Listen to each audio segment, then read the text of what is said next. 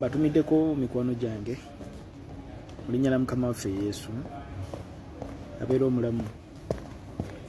Mwasuze mutya? Mwasibye mutya? Nzikiriza nti muli bulungi. Twebaza Katonda atukuumye, atulabirira, tuliisa byonna. Amiina. Ndi musanyufu nnyo okulwammwe mwenna n'obulamu bwammwe. Twebaza Katonda akyatukwese ewala ono abadde afa. Twebaza Katonda akyakumya obulamu bwaffe okubukweka ewala. Ndi wano ndi mu kubasabira essaala. Ejjo nina video gye nakoze wabirawo oluganda omwe yazze n'abaako ebigambo byeyogerako nange. Omwana oyo mukyala muwala ali mu ggwanga lya Saudi naye yaŋŋambye profile ye nneme kujjo. Of course sisobola kuva eri nezija neŋŋamba omwana gundi yagambye bwati ne bwati. N'ebigambo ebimu bye nayogedde ku Oluganda Musumba Bugembe, ku baana abawala abavaayo ne bagamba nti baagala oba Musumba Bugembe Katonda abagamba nti ye mwami we, azini Katonda ayogera n'abawala bano nti Musumba Bugembe ye bba wange, Musumba Bugembe ye bba wange. Kakati ne mbabuulira lwaki ekintu ekyo weekiri, ndoza twakikolerako ku video nekisomesezako abantu lwaki ekintu ekyo kijja ne kibaawo era lwaki kipointinga out Bugembe. Now naye mbategeeza ne mbagamba nti guno omwoyo guno ogwa Jezebeli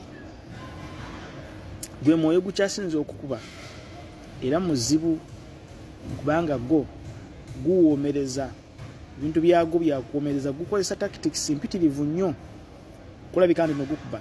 Kino ekintu ekyatuuse ku Musumba Mulinde si kipya mu matu g'abamu, naye kigenda ku sparkinga, kigenda kulanda munda eyo nti alot abantu bangi nnyo abali wansi eyo abayita mu bintu bye bimu Apostle Mulinde byayitamu oba kyalimu, nti omwoyo guno guli planted, gulina omusingi. Bw'oba teweegendereza osobola okutambula nagwo emyaka 10, 20, 30, 40 n'okweyongerayo ne gukuteegera mu bbanga ne gukukuba. Mukyentegeeza nti basobola n'okupiikingira patana, nti gusobola okulondera patana. Baweereza ba Mukama gusobola okulondera omubeezi n'obeera n'omukazi n'omuzaalamu n'abaana ne mukula ne mubeerawo. Ekintu ekyo nakyogerako emabegako eyo, ne mubeerawo ne gukuteega myaka 3 ne gukukuba n'ogwa ku ttaka weeguli era gukikola. Kati omwana ono obuwala yegedde nange n'aŋŋamba nti bwe yagenda e Saudi ebya famire ye e Uganda tubizize ebbali, naye bwe yagenda e Saudi yatandika okufuna ebirooto nga omuntu amugamba mu kirooto nti Bugembe ye mwami wo. Bugembe ye mwami wo. Mpuliriza kimubaddeko omwaka gumu, myaka 2, myaka 3. Nambuulira ebintu ebimufuddeko ebimwononeseeko n'obufumbo obwononese ku lw'ekintu ekyo. Kama ebazibwe nnyo. Kati nababuulira emabegako awo nti kino ekintu kikozesa ekifaananyi kya Wilson Bugembe olw'ensonga nti ne Wilson Bugembe naye kennyini naye alina we yakwata. Ekyo kiri obvious nja kukibagamba Bugembe, sigenda kutya kukyogera. Muyinza okulwawo okulaba Bugembe ng'awasizza, bw'abanga awasizza naye omukazi ne bajjamu mutega butezi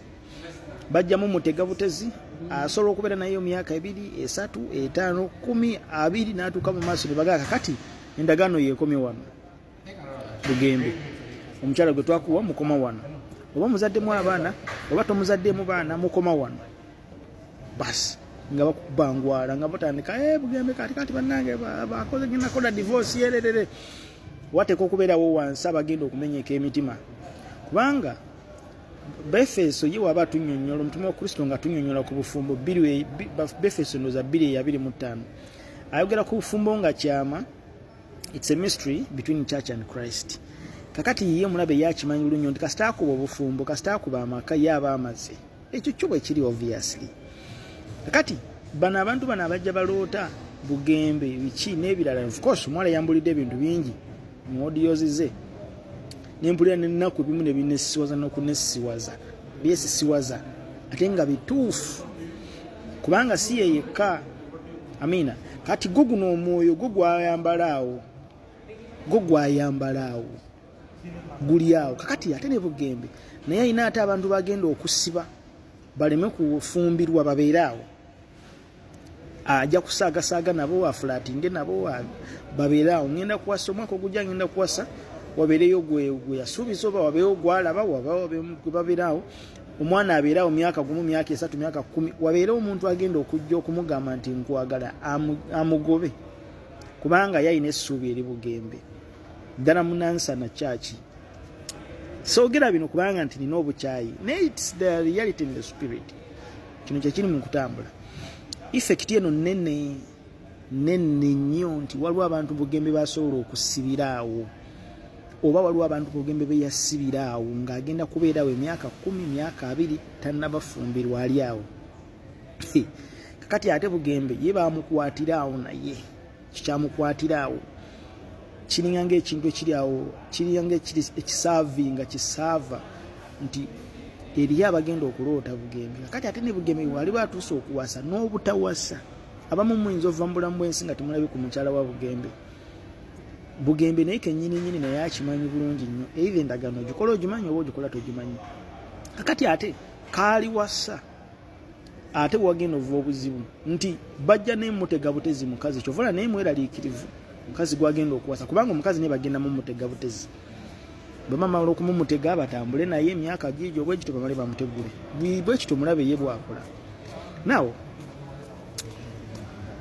obusibo tulina olunaku olwaleero be balokole abadduka obuddu sembiro abateetegereza. Kati nsigenda kwogera binnyo ku bataata bamuzeeyi Mulinde kubanga of course yeetooloddwa abakadde basobola omubulira ekyokukola.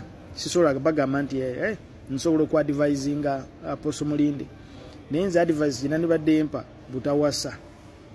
butawasa kubanga ate era bw'onoowasa tekina kituna ate wetugenda okulaga ewalala kategeera kasita awasa bw'ati wagenda vawo problem nayo ndala. Now njagala kukuwa sayini eno mu kubikkulirwa eyo 2 n'olunyendoza lwa 3 eriyo ekkanisa bagiyita eya Pagamo. Kanisa eno ekifo kino bali bakita Pagamo naye nga mwalimu limu ekkanisa gye twandika nti kanisa ye Pagamo nga bonagamba nti kanisa ey'egindi. Kati kanisa ye Pagamo kyali kitebe kya sitaani nga mwatuula nga oyazinga altar ye era Bible esomesa nti battirangamu bannabbi ba Katonda balinga bangi mwatuulangamu obuseegu bungi. Kati ekintu ekyo kispirit ekyo kiba kitambula generation after generation. Ne wano olwaleero nabadde njogera n'abantu ku Facebook wali eri naye mbagamba nti mu mulembe guno tulina altar eri awo mu kibuga ezadde. Altar eno yo duty yaayo kumenya marriages. Oba oyagala oba olinyiize oba oli musanyufu oba nedda sifudde eyo but it's the reality. Ti buli muntu asubscribinga ku altar eyo. Kakati ate obuzibu nti altar eyo erina emirandira mingi nti buli kanisa inamu emirandira kyentegeeza buli kanisa almost mu Uganda amakanisa gonna agali mu kibuga wateeka okubeerawo memba ng'asubscribinga ng'agenda eri either ng'asubscribinga online either ng'agendayo ku kyoto either ebyoto bingi naye ekyoto ekyo kyo gwe mulamwa gwakyo. Kakati njagala nkwe sayini emu ng'obudde buggwayo wano gwe kasita otuulanga mu conferences naye nga conferences ezo ez'abafumbo basomesa kwegatta sexy musajja bamukwata bwe bati kati osani oyo yasigaliza abaana ba Mukama tebasomesa kinyusi kya bufumbo na kanisa naye basomesa bwe bakwata musajja mulongoose obugere naye omusajja mulongoose engatto ebyo teri atabimanyi bonna bagenza okugenda mu bufumbo nga bamanyi sexy. So si kipya kubasomesa bya mu kisenge waliwo ekintu kyebeewala. Nkomi wano ngenze mweraba mbaagala nnyo amen